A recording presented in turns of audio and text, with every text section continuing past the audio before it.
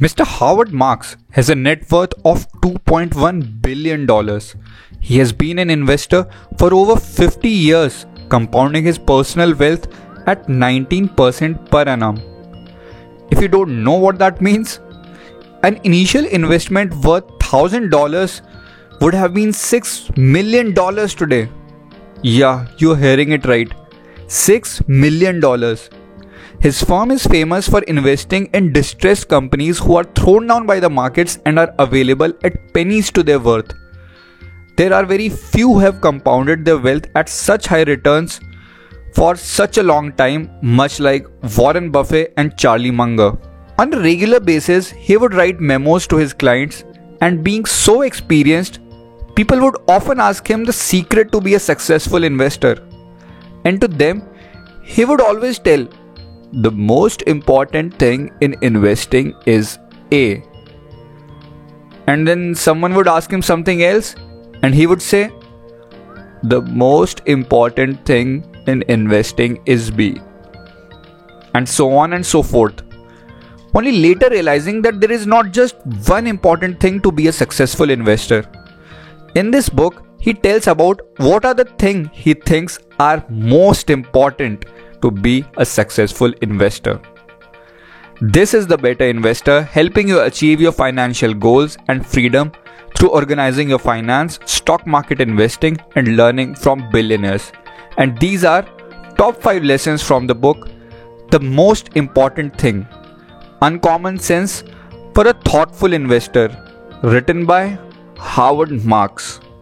Lesson number 1. The second level thinking. If you buy individual stocks, then definitely your goal isn't to earn average return. Otherwise, you would have bought S&P 500 index or Nifty 50 index. You want to be better than average. Thus your thinking has to be better than that of the average too, which he calls as second level thinking, and Howard says it is very rare. And if a billionaire investor with over 5 decades of experience says that, then you have to hear him. First level thinking says, it's a good company, let's buy the stock. Second level thinking says, it's a good company but everyone think it's a great company and it's not. So the stock is overrated and overpriced. Let's sell. First level thinking says, the market outlook calls for low growth. There is lockdown everywhere. Inflation is rising. Let's dump our stock. Second level thinking says, the outlook stinks. The situation is bad. But everyone is selling in panic. The price is too low. Let's buy. First level thinking says, I think the company's earnings will fall. So let's sell. Second level thinking says, the earnings will fall less than what people expect, and pleasant surprise will lift the stock up. Let's buy. First level thinking is simplistic and superficial, and anyone can do that. Just like the outlook for the company is favorable, so stock will go up. But Howard says that second level thinking is deep and complex.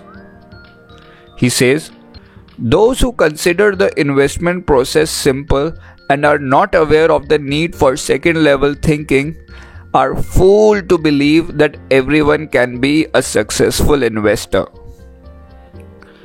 1 or 2 good years may practically prove nothing about your skill. You may have heard of someone doubling your money last year in matter of months, but in the long run, he says it means nothing until someone has a process to repeat it over and over again. Doubling your money in first year and then not being able to do it ever again for the next 10 years is just an average annual return of 7%. However, if you don't double your money anytime, which your friend next door may have done, but consistently earn 19% return every year for the next 10 years, that would make your money more than 5.5 times of initial investment. To consistently be right, you need to develop the second level thinking, which is different from the average crowd. Lesson number 2. Relationship between price and value. 1970s was a time of Nifty 50 frenzy in America. All the mutual funds and individual investors bought stocks in the top 50 companies at that time. These were considered companies of very high quality. These included Pepsi, McDonald's, Kodak. People could not imagine the life without copier of Xerox, cameras and films of Kodak, phone sets of Motorola, drinks of Pepsi and burgers of McDonald's.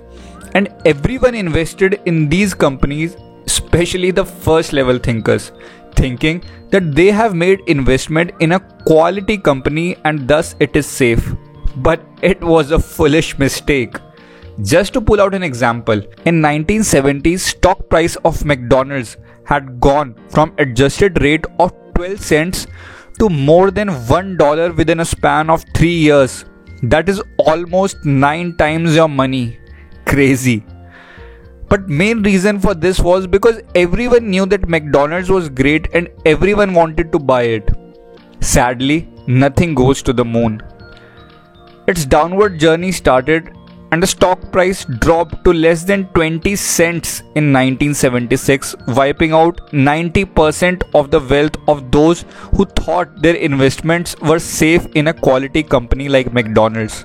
It would then take McDonald's 6 more years for its stock price to reach $1.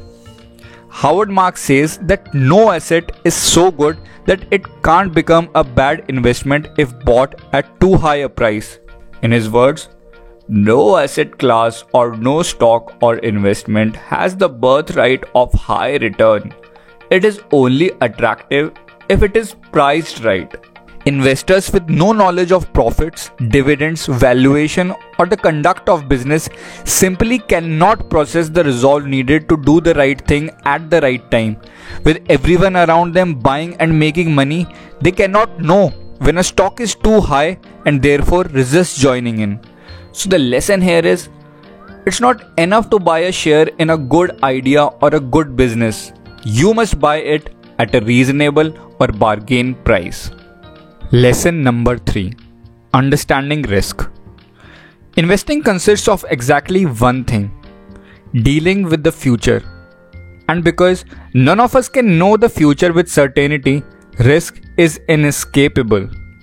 The investors who get their monthly statement and find that their account has made 15% a year actually don't know whether their money manager did a good job or a bad one. In order to reach a conclusion, they need to have an idea about how much risk did their managers took with their money. Many people also mistake risk with the volatility. The fact that the publicly traded price of any stock fluctuates a lot does not make it risky. The real risk lies in permanent loss of capital. In general, there is a common jargon among people entering the stock market that only way to achieve higher returns is that you must bear higher risk. But Howard says this is not true, because if risky asset classes could be reliably counted upon to give high returns, then they would not be risky at all. Investing in a risky asset class can only increase the number of probable outcomes of a situation in future. You may sometimes get high returns, but then there would be times when your capital can be completely wiped off. Consider investing in a fixed income instrument. The range of outcome is minuscule. You will get guaranteed 6 to 8% from your pension scheme. But consider investing in a stock of a newly founded automobile company. The automobile company could do a tech-turning invention, driving the company's profits from nothing to above the roof. But also, since the owners have no experience, they may also run under the risk of putting their company under huge losses. This range of outcome, from profits running through roof or our balance sheet running under red losses, is what Howard calls as the diverse probable outcomes, which makes an investment risky. Once you understand that worst come worst what can happen with the business of the company you own, you have successfully recognized the risk. What matters in long run is not the returns that you expect from your investments, but more than that, what is the risk involved if things don't turn out as you expect them to be. All great investors like Warren Buffett, Peter Lynch, are known in investing space not just for their high returns, but the ability to control the disasters. If I tell you to jump from an aircraft with a parachute for a price of $1 billion, but also saying that the probability of parachute opening successfully is just 90%, will you jump? You will be a fool to do that. Even if the chances of parachute not opening is just 10%, we cannot rule out its possibility, because if that happens, you won't be alive. The road to long-term investment success runs through risk control more than through aggressiveness. Over the lifetime, results of most investors would be determined more by how many losers they have and how bad they are, rather than by the greatness of the winners. Skillful risk control is the mark of a successful investor. Lesson number 4. Be attentive to cycles. In your road to investing, you may go wrong and things may change, but Mark says that there are two concepts which he can hold to with extreme confidence. Rule number 1. Most things will prove cyclical. Rule number 2. Some of the greatest opportunities for gain and loss come when other people forget rule number 1.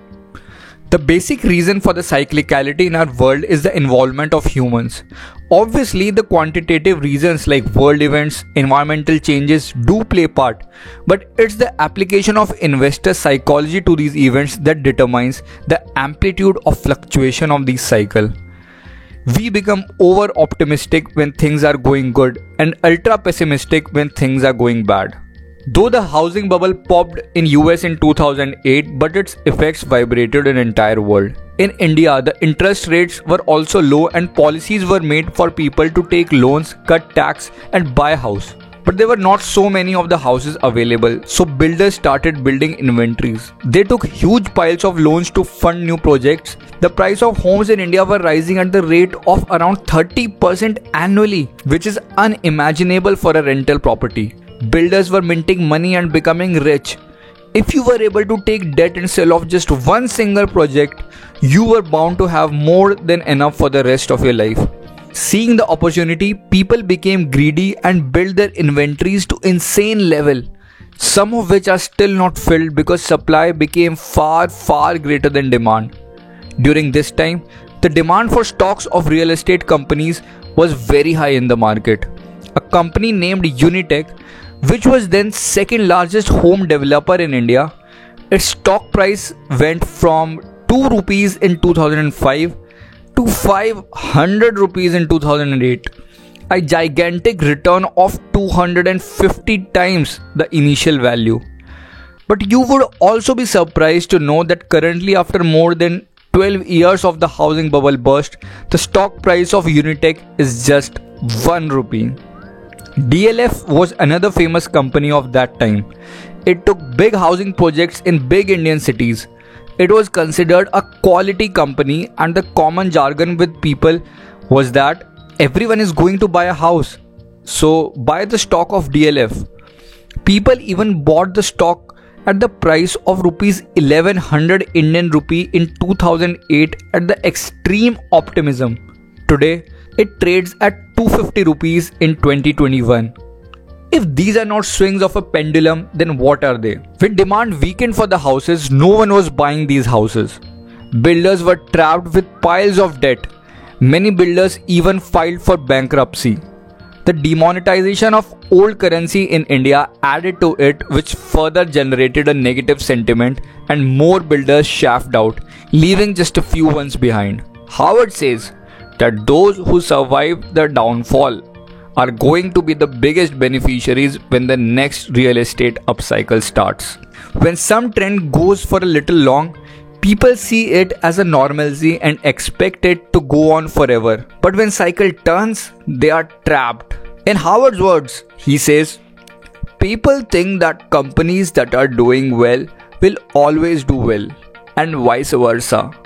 That assumption is a road to disaster. He says investment markets follow a pendulum-like swing between euphoria and depression, between celebrating positive developments and obsessing over negative ones, and thus being overpriced and underpriced. This oscillation is one of the most dependable features of the markets, and human psychology tends to spend much more time at extremes than it does at a happy medium. S&P 500, one of the oldest index, has annual average return of 10% since its inception. But in isolation, it has given exact 10% returns less than 10 times out of last 50 years.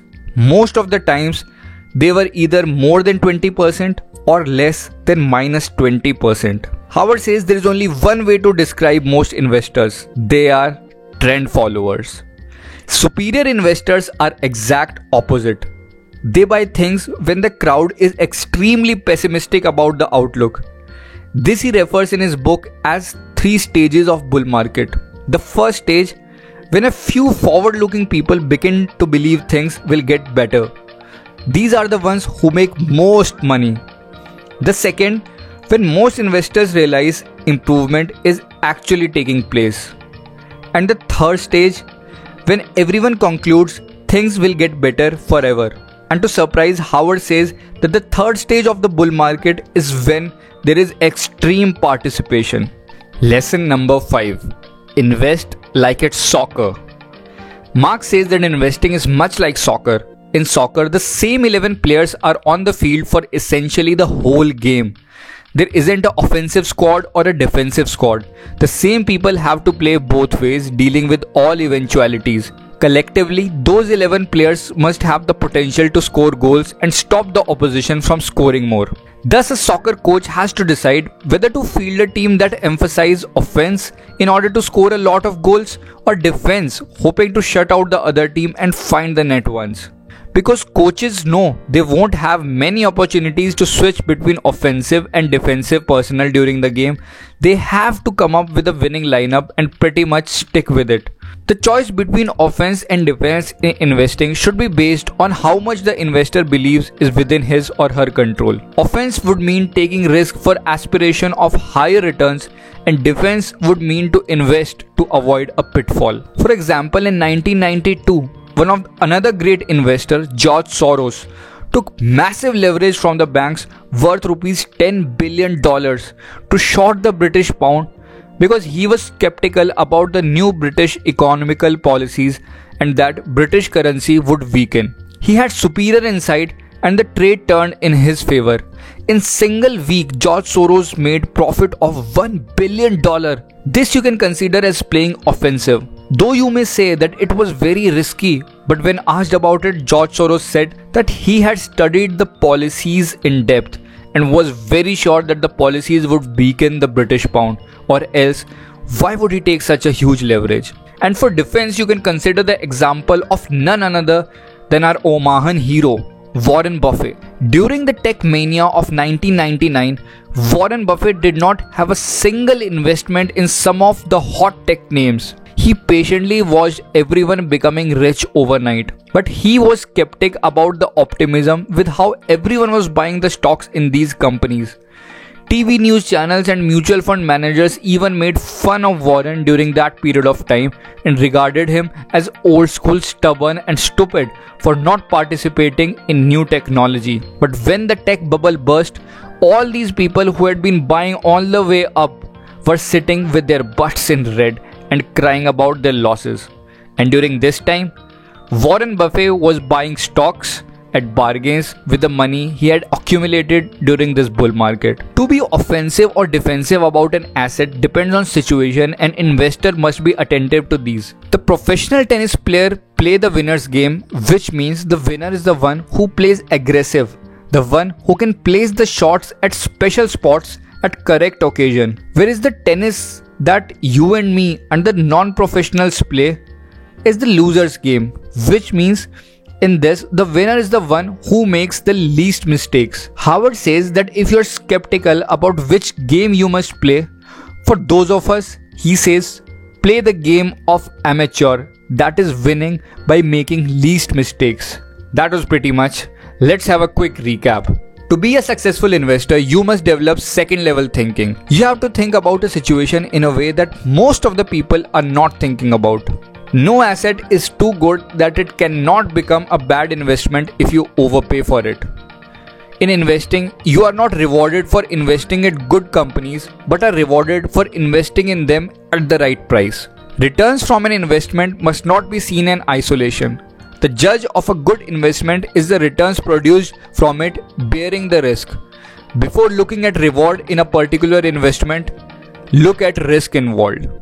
Most businesses are cyclical. This is primarily due to involvement of human psychology and reaction of humans to certain events.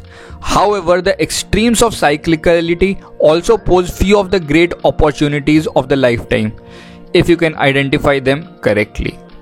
You need to think of investing like soccer and position yourself in offensive or defensive way. When you have insight about an event or some edge, it is worthwhile to be offensive at those moments. Rest of the times, investing defensively is a fine approach. And last but not the least, the success of an investor depends more on the number of bad investments and their magnitude rather than the good ones.